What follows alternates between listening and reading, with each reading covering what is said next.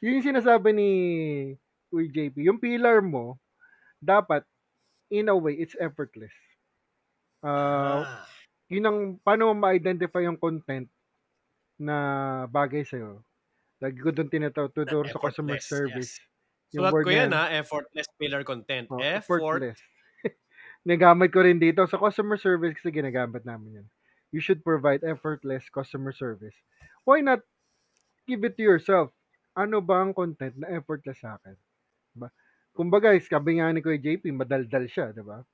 Yung ginawa niya, podcast. Ano ba yung ginagawa sa podcast? Nag-uusap, nagkukwento, diba?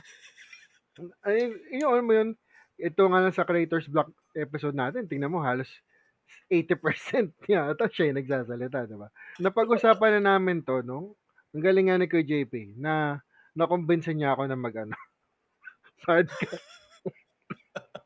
Sumali dito Ah, sa ano niya, sa tawag dito, mga content creator to help out, collaborative shows, yes. collaborative shows and everything.